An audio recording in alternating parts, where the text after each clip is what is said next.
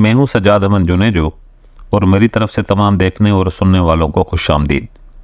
آج کی کتاب کا نام ہے طاقت کے 48 قوانین، The 48 Laws of Power۔ اس کا قانون نمبر ہے 6۔ ہر قیمت پر توجہ کا مرکز بنے، کوٹ اٹینشن ایٹ آل کاسٹس۔ جیسا کہ آپ جانتے ہیں، ہر چیز کی پرکھ اس کی ظاہری کیفیت اور حالت سے ہوتی ہے۔ جو چیز نظر نہ آئے اس کی کوئی اہمیت نہیں ہوتی۔ اپنے آپ کو ہجوم میں کھونے مت دیں اور نہ ہی غفلت کے اندھیروں میں گم ہونے دیں۔ ہر قیمت پر دوسروں سے منفرد اور ممتاز رہیں۔ عام لوگوں سے زیادہ پر اسرار نظر آ کر سب کی توجہ حاصل کریں۔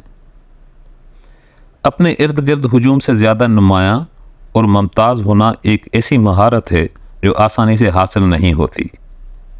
آپ کو توجہ حاصل کرنا سیکھنا پڑتا ہے۔ کسی بھی شعبے میں آغاز کے وقت کسی ایک خوبی یا کمال میں ایسی شہرت حاصل کریں جو آپ کو دوسروں سے ممتاز کر دے۔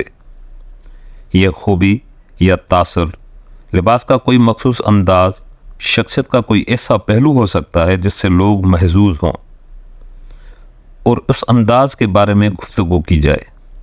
ایک بار جب آپ اپنا ایسا کوئی تاثر قائم کر لیتے ہیں تو پھر آپ آسمان میں موجود دوسرے ستاروں کی طرح مقام بنا لیتے ہیں۔ یہ تصور کرنا بہت بڑی غلطی ہے کہ آپ کی اس مخصوص خوبی کو متنازع نہیں بنایا جائے گا یا اس پر کوئی حملہ نہیں کیا جائے گا۔ آپ کو اپنی کسی بھی خوبی یا شہرت کو عارضی نہیں بنانا چاہیے اور اپنی کسی خوبی یا شہرت کو اپنی ہی کسی دوسری خوبی کے مقابلے میں ماند مت پڑنے دیں۔ آپ جس چیز میں بھی مشہور ہوتے ہیں، بہرحال وہ آپ کے حق میں ہی جائے گی۔ لوئس چاردہم کے دربار میں بہت باصلاحیت مصنف، فنکار، خوبصورت دوشیزائیں اور کئی دوسرے مختلف خوبیاں رکھنے والے لوگ موجود تھے، لیکن کسی کے بارے میں ڈیوک ڈی لوزون سے زیادہ باتیں نہیں کی جاتی تھی۔ ڈیوک انتہائی چھوٹے قد کا مالک اور بہت زیادہ توہین آمیز رویے کے لیے مشہور تھا۔ وہ بادشاہ کی بیوی کے ساتھ تعلقات رکھتا تھا اور کھلے عام نہ صرف بادشاہ کی بلکہ دوسروں کی بھی توہین کرتا رہتا تھا۔ تاہم بادشاہ لوئس ڈیوک کی ان ممتاز اور عجیب و غریب عادات سے اتنا متاثر تھا کہ دربار میں اس کی غیر حاضری برداشت نہیں کر پاتا تھا۔ بات بڑی سادہ تھی۔ ڈیوک کا سب سے مختلف رویہ ہی لوگوں کی توجہ اس کی طرف مبذول کرواتا تھا۔ لوگ اس کی باتوں سے اتنے خوش ہوتے تھے کہ ہر قیمت پر دربار میں اس کی موجودگی چاہتے تھے۔ معاشرہ عام اور اوسط درجے سے بلند شخصیات کو پسند کرتا ہے، اس لیے کبھی ان خوبیوں سے گریز نہ کریں جو آپ کو دوسروں سے ممتاز رکھتی ہیں۔ تنازعات اور الزامات کا مرکز بننے سے بھی مت گھبرائیں۔ الزامات اور حملے نظر انداز ہونے سے بہت بہتر ہیں۔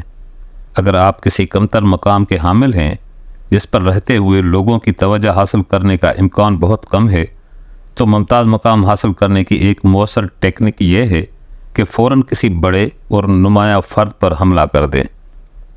جب ایک بالکل عام سے غلام رومی شاعر پیٹریو اریٹنو نے 16ویں صدی کے آغاز میں توجہ حاصل کرنا اور مشہور ہونا چاہا تو اس نے پوپ اور اس کے پالتو ہاتھی کے بارے میں طنزیہ نظمیں لکھنا شروع کر دیں۔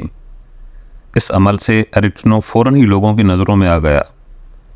کسی طاقتور آدمی پر ایسا حملہ بھی اس طرح کے نتائج پیدا کر سکتا ہے، لیکن یاد رکھیں کہ لوگوں کی توجہ حاصل کرنے کے بعد ایسی ترکیبیں بڑی ہوشیاری سے اور موقع کی مناسبت سے استعمال کریں، ورنہ آپ کا تاثر مکمل ضائع ہو سکتا ہے۔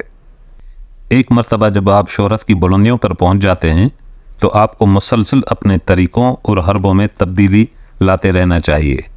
اگر آپ ایسا نہیں کرتے تو لوگ آپ سے اکتا جائیں گے اور آپ کی جگہ کوئی دوسرا شخص ان کی توجہ کا مرکز بن جائے گا۔ اس کھیل میں مسلسل ہوشیاری اور تخلیق کی ضرورت ہے۔ پیبلو پکاسو نے کبھی اپنی شہرت کو ماند نہیں پڑنے دیا۔ جب بھی اسے لگتا کہ اس کا نام مخصوص طرز کی تصاویر کے ساتھ جڑ گیا ہے تو جلدی بالکل نئے اور غیر متوقع انداز کی پینٹنگز بنا کر لوگوں کو متوجہ کرتا رہتا۔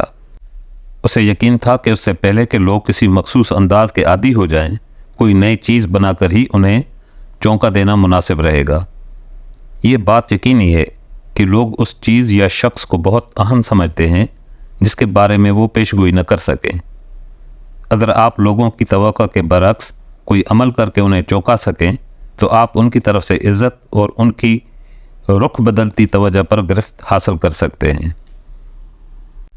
19ویں صدی میں امریکی صدر شومین پی ٹی بارنم کی مثال انتہائی شاندار ہے۔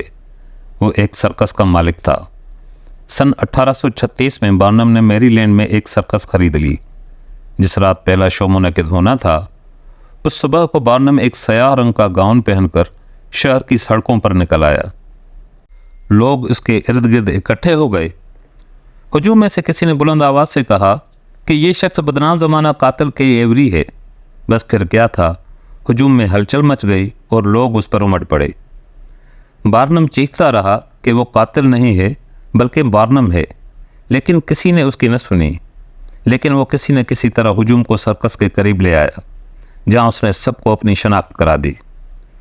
بارنم زخموں سے چور تھا، لیکن اسی رات سرکس کا پہلا شو بھرپور طریقے سے کامیاب ہوا۔ لوگوں نے ہزاروں کی تعداد میں بارنم کو دیکھنے کے لیے ٹکٹ خریدا۔ بعد میں راز کھلا کہ بارنم نے خود ہی یہ سارا ڈرامہ کھڑا کیا تھا تاکہ وہ لوگوں کی نظروں میں آ جائے اور اس کا سرکس کامیاب ہو جائے۔ تھامس ایڈیسن اور اس کے حریف سائنسدان نکولا ٹیسلا کو مشترکہ طور پر فزکس کے نوبل پرائز کا حقدار قرار دیا گیا تھا، لیکن ایڈیسن نے محض اس لیے یہ انعام لینے سے انکار کر دیا کہ اس کے حریف کو بھی انعام دیا جا رہا تھا۔ اس انکار نے تھامس ایڈیسن کو مشہور کر دیا، جبکہ نکولا بھی بہت بڑا سائنسدان تھا، لیکن وہ گمنام ہو گیا، جبکہ ایڈیسن کو آج بھی بچہ بچہ جانتا ہے۔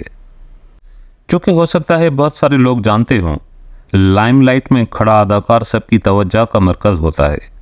تمام نظریں اس پر مرکوز رہتی ہیں۔ لائم لائٹ کی شعاؤں میں ایک وقت میں صرف ایک اداکار کی جگہ ہوتی ہے۔ اپنے آپ کو اس روشنی میں دیکھنے کے لیے جو کچھ بھی آپ کو کرنا پڑے، کر گزریں۔ اپنے افعال کو اتنا اہم، پرکشش اور مشہور بنائیں کہ یہ روشنی آپ پر ہی رہے اور باقی تمام اداکار اندھیرے میں چلے جائیں۔ ہمیشہ اہم اور قابل دید رہیں۔ جو نظروں سے اوجھل ہو گیا، اس کا کوئی وجود نہیں۔ یہ روشنی ہی تھی جس کی وجہ سے ابتدائے آفرینش میں ہر چیز سامنے آئی۔ اظہار یا نمائش کئی کھلا پر کر دیتا ہے، خامیاں چھپا دیتا ہے اور ہر چیز کو نئی زندگی مل جاتی ہے، خاص طور پر اس وقت جب اسے آپ کی کسی خاص خوبی کی مدد بھی حاصل ہو۔ یہ تھا سجاد احمد جنیجو، اور آج کی کتاب کا نام تھا The 48 Laws of Power، طاقت کے 48 قوانین، جس کا قانون نمبر تھا 6۔ تمام دیکھنے اور سننے والوں کا بہت شکریہ۔